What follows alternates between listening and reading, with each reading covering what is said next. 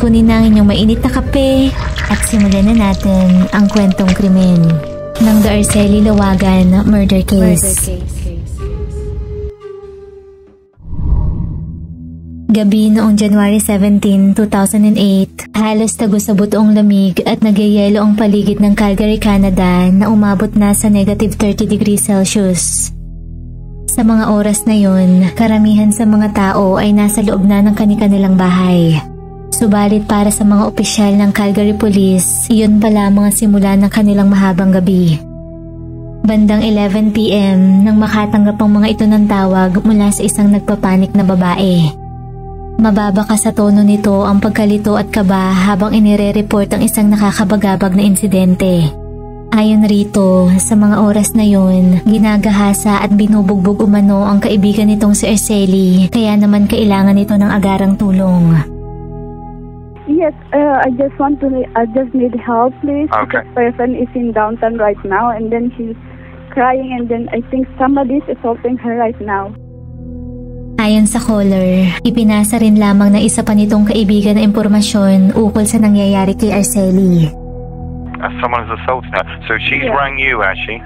No, he called my friend. He called my friend, and then he called me also, and then we don't know what to do. Okay, all right. So where in Sears in downtown.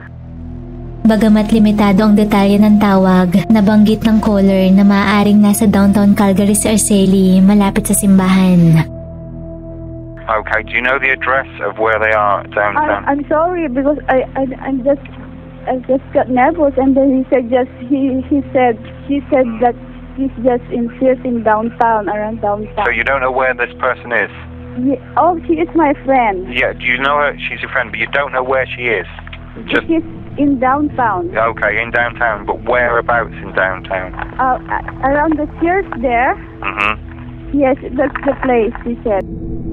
Hindi umano nito alam kung saan ang eksaktong lokasyon ng kaibigan. Ang tanging natitiyak nito ay nasa panganib si Arceli.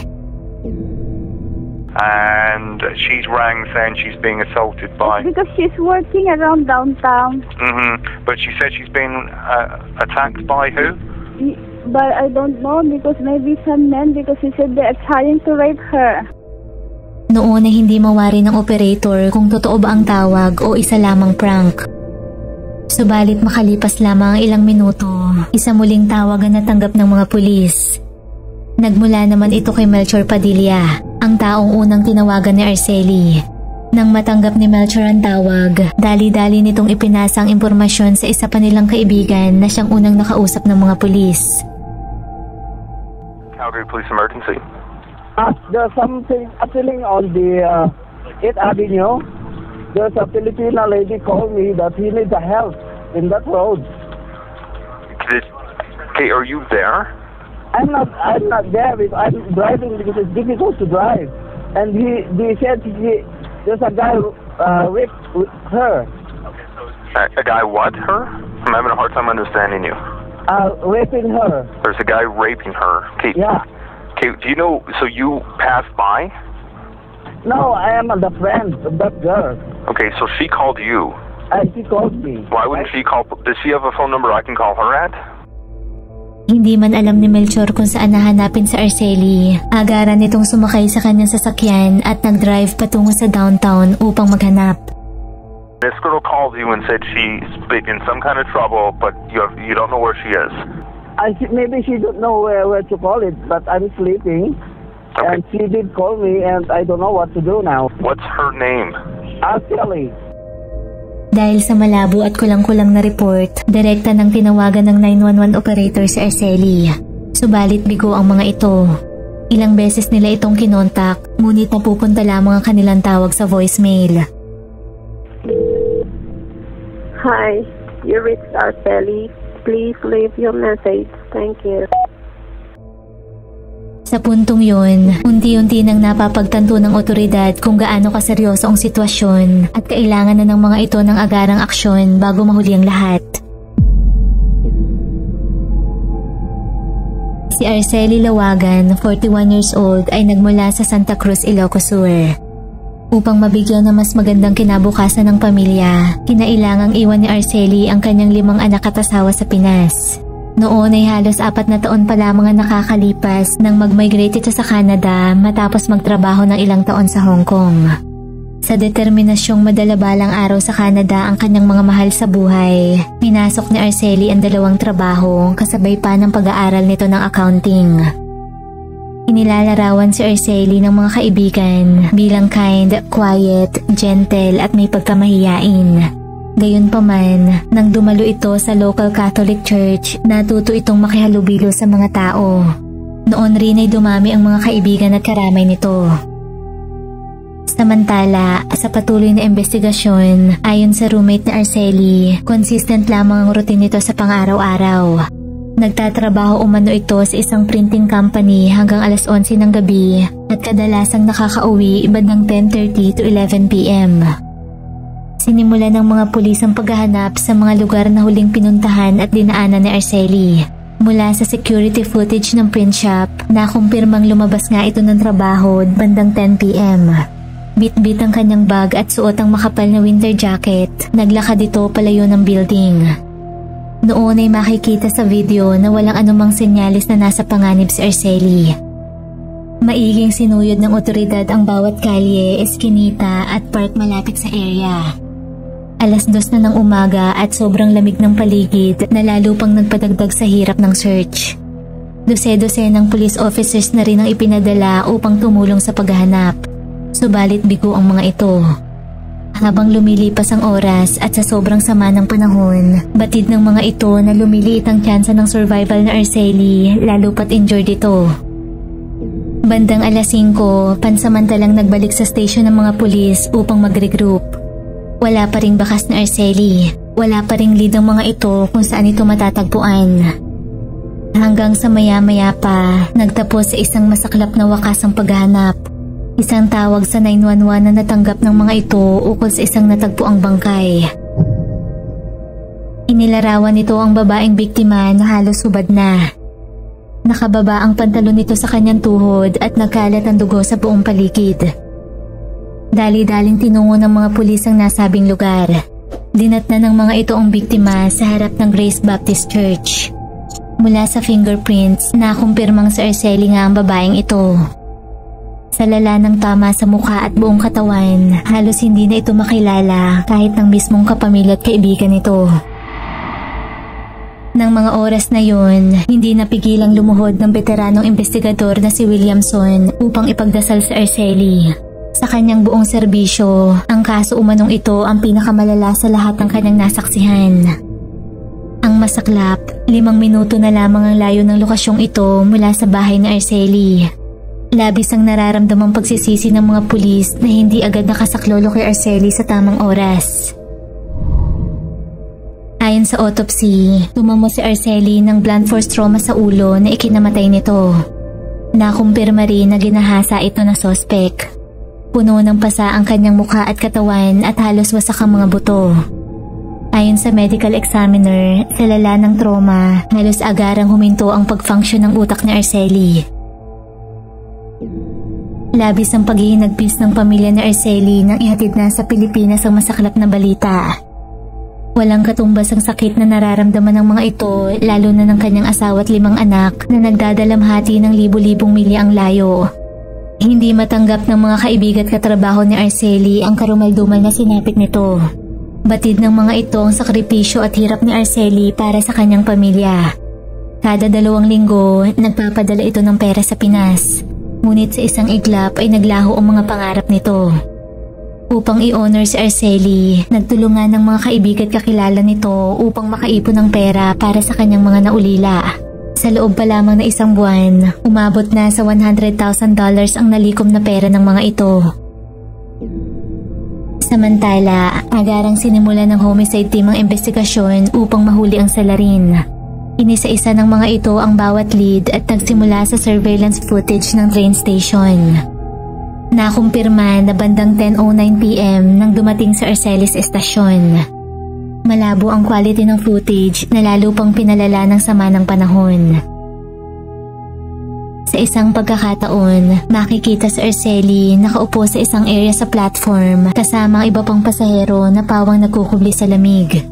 Gayunpaman, sa mga sumunod na footage, mapupuna ang isang kahina-hinalang lalaki na nagmamanman sa bawat kilos ni Arceli. Nakasuot ito ng dilaw na coat. Mababatid na tila iniispatan nito ang kanyang target. Nahagip rin ang parehong lalaking ito sa iba pang footage station na dinaanan ni Arceli. Sa isang video, makikitang mas nauna itong dumating sa estasyong bababaan ni Arceli. Habang naghihintay, mapapansin na parang may kinausap itong isang lalaki at biglang huminto nang makita ang kanyang biktima. Bandang 10:30 PM nang makarating ang tren sa Franklin Station, ang huling stop bago marating ang tahanan ni Arceli. Nang mag-exit sa tren, naglakad si Arceli ng mabilis patungo sa escalator. Hanggang sa muli na namang lumitaw ang lalaking naka-yellow coat. Tahimik lamang noon at halos bawat pasahero ay nagmamadali ng makauwi. Sa footage sa escalator, kitang-kita na halos isang hakbang na lamang ang layo ng misteryosong lalaki kay Arceli. At ilang minuto lamang ang lumipas mula sa mga huling video na yon, inatake na nito sa Arceli. Mula sa CCTV records, unti-unting napagtagpi ng mga investigador ang nangyari. 10:36 PM nang lisanin ni Arceli ang istasyon. 11:01 PM nang tawagan nito ang kaibigang si Melchor upang sabihin na may lalaking sumusunod sa kanya. At makalipas ang ilang minuto, sa pangalawang beses, tumawag itong muli, bagamat sa pagkakataong yon, tanging panagoy lamang ang maririnig. Ngunit bago pa man makuha ni Melchor ang detalye, naputol ang tawag. Napag-alaman na bandang 12:30 AM, may naunang witness na nakakita sa bugbog saradong katawan ni Arceli. Noon ay humihinga pa ito, subalit tuguan. Bagamat sa panik at takot ng saksi, hindi ito agad nakapag-report sa mga pulis hanggang kinabukasan. 5:15 AM nang makita ng pangalawang witness si Arceli, ngunit sa pagkakataong yon ay wala na itong buhay. Sa kabila nito, sinabi ng medical examiner na kahit nakatawag ng tulong na mas maaga, maaaring hindi pa rin nakasurvive si Arceli sa lala ng tinamo nito. Samantala, nang suriin ng masinsinan ng mga footage, dalawang mahalagang clue ang nakuha ng mga ito. Ang construction helmet at ang asul na bag na hawak ng misteryosong lalaki. Ang parehong bagay na nagmatch sa mga ebidensyang nakita malapit sa bangkay ni Arceli. Agad namang natukoy ng isang detective ang helmet dahil sa sticker nito. Nang puntahan ng headquarters ng kumpanya na may ganoong logo, nakausap ng mga itong manager. Nang ipakita ang footage, mabilis nitong kinumpirma ang identity ng suspect. Kinilala ito na si Christopher James Watcheson, 21 years old. Nang puntahan ang bahay na tinutuluyan ni Christopher, naispatan ng mga ito ang eksaktong yellow coat na suot nito nang gawin ng krimen na may mga bakas pa ng dugo. Na-recover ng mga ito kay Christopher ang mga gamit ni Arceli gaya ng wallet, mga ID at credit cards. Nang kuhanan ng DNA sample, nagmatch ito sa DNA na natagpuan sa loob ng katawan ni Arceli. Noon rin ay agad na inaresto at nakasuhan si Christopher para sa rape at murder. Sa batas ng Canada, ang murder na nangyari pagkatapos ng sexual assault ay katumbas ng isang first-degree murder. Gayunpaman, kapag hindi napatunayan na ang murder ay resulta o nangyari habang nanggagahasa, maaari itong ituring bilang second degree kung saan mas mababa ang parusa. Hindi man ikinakaila ni Christopher ang pangre-rape at pambubugbog kay Arceli, bagamat mariin itong itinatanggi na hindi nito intensyong pumatay. Isinisisi nito ang pangyayari sa pagkalango sa alak ng gabing yun. Noon ay nakainom umano ito ng 12 to 24 na bote ng beer at nakahit-hit ng salvia. Ang salvia ay isang uri ng halaman na nakapagdudulot ng halusinasyon o pagkawala sa sarili. Iginiit ni Christopher na hindi nito alam ang mga ginagawa at inakala na si Arceli ay ang kanyang pumanaw na ina. Kalaunan, napag-alaman na minurder ang nanay nito noong 2001. Ayon kay Christopher, nang tawagin nito si Arceli at humarap sa kanya, doon na nito napagtanto na hindi ito ang kanyang ina.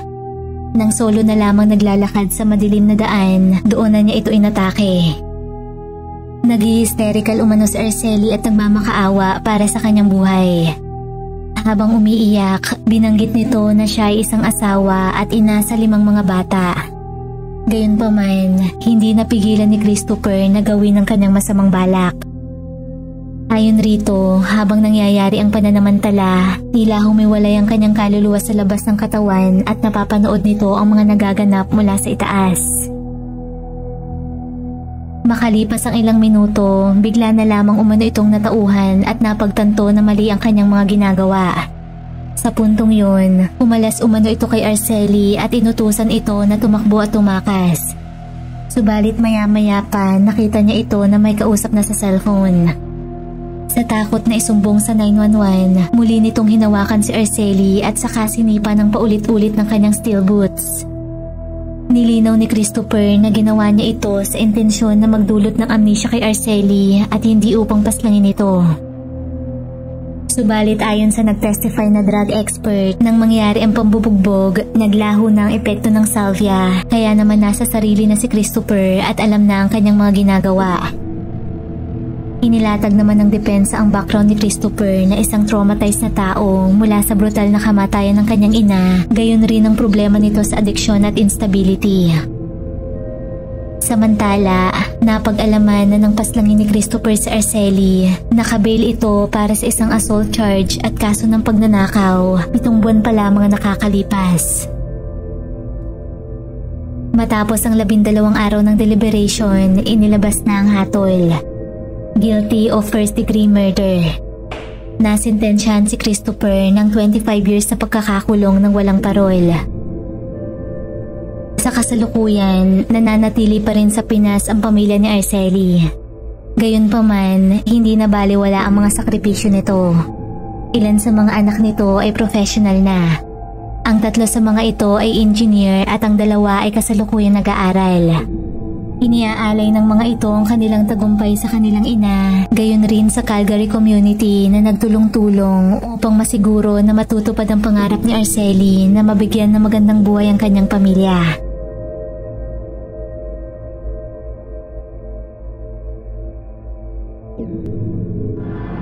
Kung nagustuhan mo ang ating kwentong krimen, huwag kalimutang mag-like, subscribe at comment sa kung ano ang iyong opinyon tungkol rito. At laging tatandaan, mahalaga ang buhay, huwag kang papatay. Maraming salamat po sa panonood at hanggang sa muli.